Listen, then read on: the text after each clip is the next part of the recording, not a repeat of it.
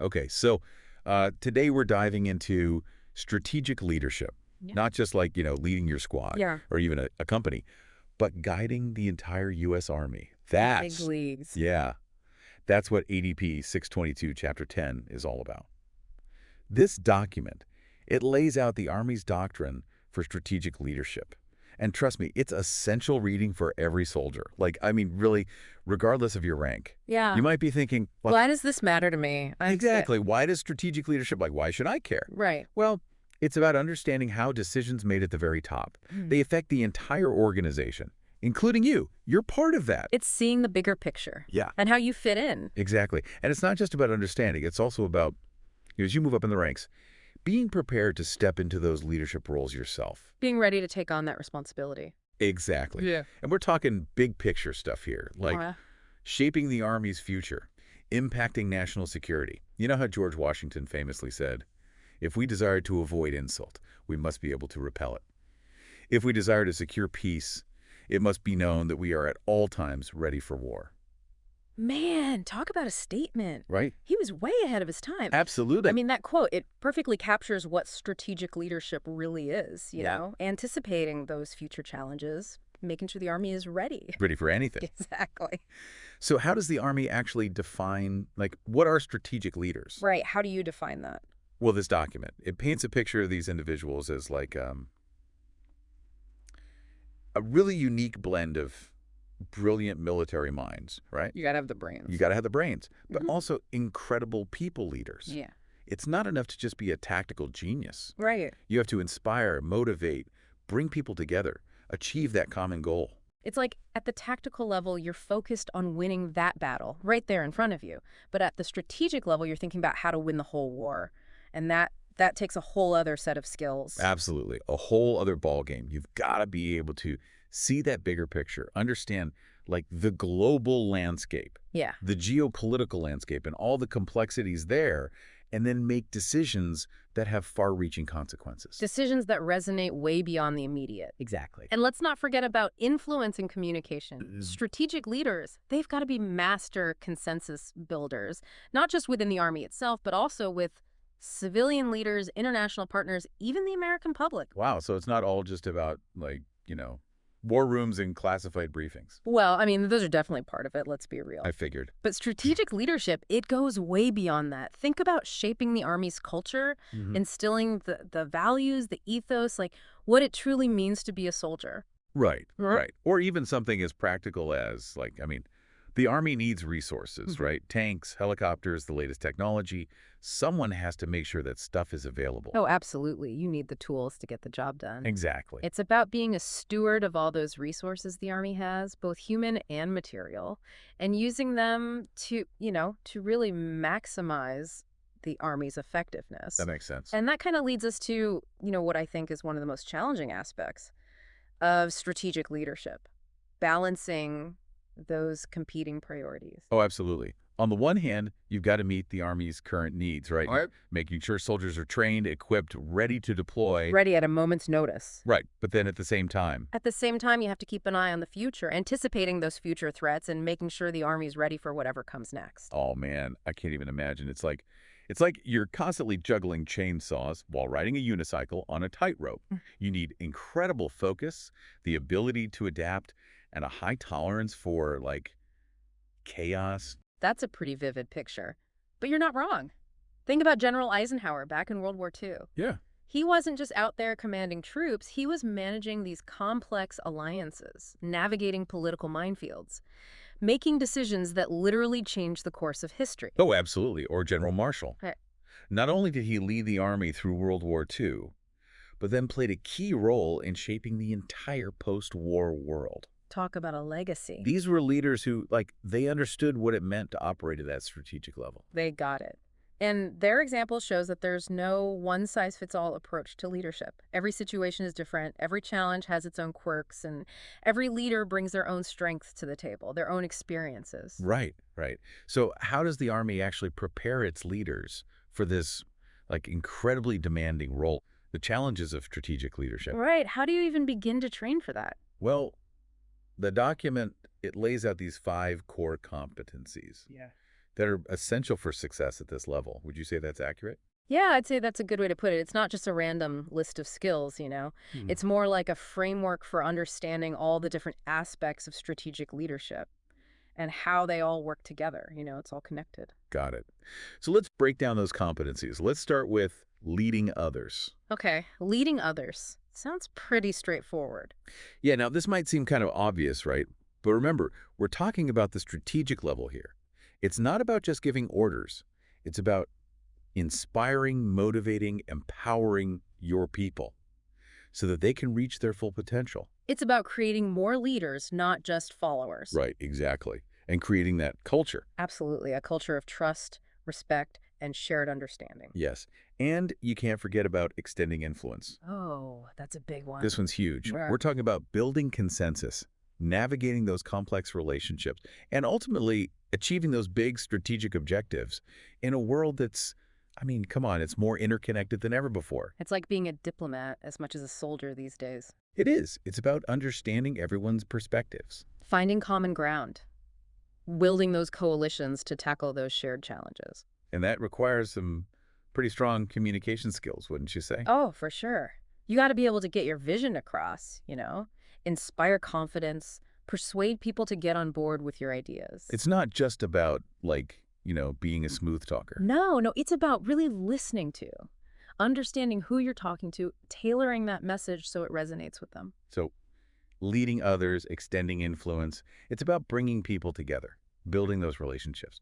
But what about leading by example? How does that play into things at the strategic level? Well, at that level, you're always in the spotlight. Every decision you make, every action you take, it's all being watched, not just by the people below you, but by the world. No pressure, right? Right. It's that whole, like, heavy as the crown kind of thing. Exactly. Every move sends a message. So strategic leaders, they got to hold themselves to the absolute highest standard of conduct. They embody the Army values. Unwavering integrity. Huh? Ethical decisions, even when it's tough. Because at the end of the day, actions. Actions speak louder than words. That's so true. And that leads us to our next competency, communicating. And I'm not just talking about, firing off emails and giving speeches, although that's definitely a part of it. It's part of the job description, for sure. Right. But strategic communication, it's about understanding the power of your words and how to use them effectively to achieve your objective. It's about shaping perceptions, influencing how people see the Army, its role in the world. It's about crafting a narrative. Exactly. And it's not just what you say, it's how you say it, Right. Your delivery. You got to be clear, concise, you got to resonate with your audience, whether it's a bunch of soldiers, a congressional hearing, or you're live on CNN. It's a different kind of battlefield. You got to be ready to adapt that message for any situation. Okay, so we've got leading others, extending influence, leading by example, communicating, which brings us to our final competency, developing. Now, I know we've touched on this a bit, but can you elaborate on what developing really means at that strategic level? It's about recognizing that you're not just leading for today, but you're building for tomorrow. You're responsible for developing the leaders who will take the reins in the future. So it's about mentorship, coaching. Absolutely. Identifying potential leaders, giving them the chance to grow, creating that culture that values continuous learning, Always be learning. Yeah. Always be growing. And it's not just about developing individuals. It's about those high-performing teams. Right, because you can't do it all on your own. Exactly. You got to encourage collaboration, innovation, empower people to take charge and make a difference because ultimately, strategic leadership, it's a team sport. You can't do it alone. I like that. Strategic leadership is a team sport. Okay, so we've covered a lot here. We've gone through the core competencies of strategic leadership. But how do those competencies actually translate into action? How does strategic leaders actually get things done? Well, that's where strategic planning and execution come in. And that, my friend, is a whole other can of worms. All right, so we talked about the who of strategic leadership, those inspiring figures who really shape the Army. But now let's dive into the how.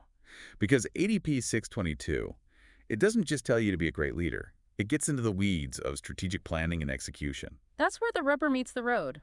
It really is, right. It's one thing to have a vision, but actually making it a reality, turning that vision into concrete actions and getting results, that's the real challenge. Absolutely. So where do they even begin? I mean, we're talking about an organization as massive and complex as the US Army. It's not like you can just, draw something up on a whiteboard and call it a day. Right, it's not that simple. Strategic planning at this level, it requires a really deep understanding of the strategic environment.